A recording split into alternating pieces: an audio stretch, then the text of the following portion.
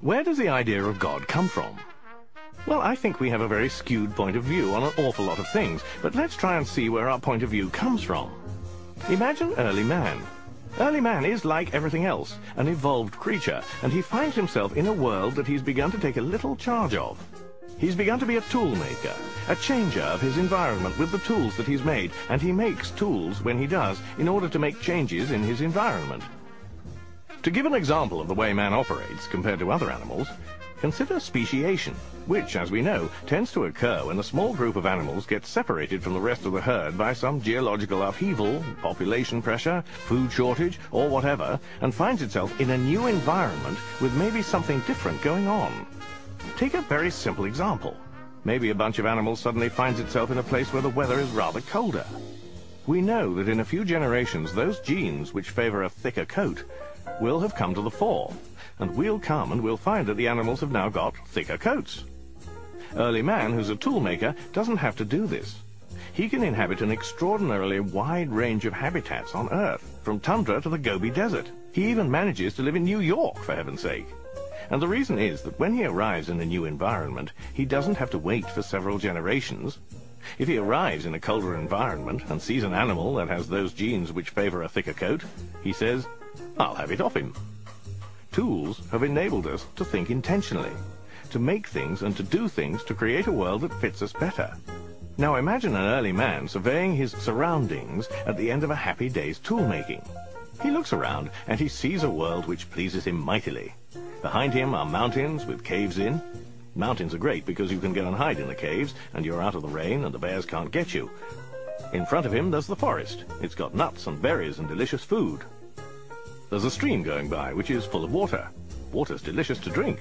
You can float your boats in it and do all sorts of stuff with it. Here's Cousin Ugg, and he's got a mammoth. Mammoths are great. You can eat them. You can wear their coats. You can use their bones to create weapons to catch other mammoths. I mean, this is a great world. It's fantastic. But our early man has a moment to reflect. And he thinks to himself, well, this is an interesting world that I find myself in. And then he asks himself a very treacherous question. A question which is totally meaningless and fallacious, but only comes about because of the nature of the sort of person he is. The sort of person he has evolved into, and the sort of person who has thrived because he thinks this particular way. Man the Maker looks at his world and says, "So who made this then?" Who made this? You can see why it's a treacherous question.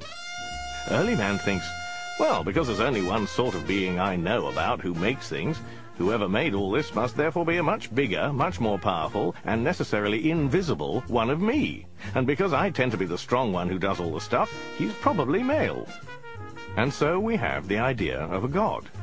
Then, because when we make things, we do it with the intention of doing something with them, early man asks himself, if he made it, what did he make it for? Now the real trap springs, because early man is thinking, this world fits me very well. Here are all these things that support me and feed me and look after me. Yes, this world fits me nicely.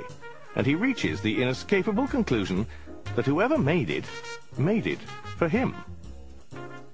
This is rather as if you imagine a puddle waking up one morning and thinking, this is an interesting world I find myself in. An interesting hole I find myself in. Fits me rather neatly, doesn't it? In fact, it fits me staggeringly well. Must have been made to have me in it.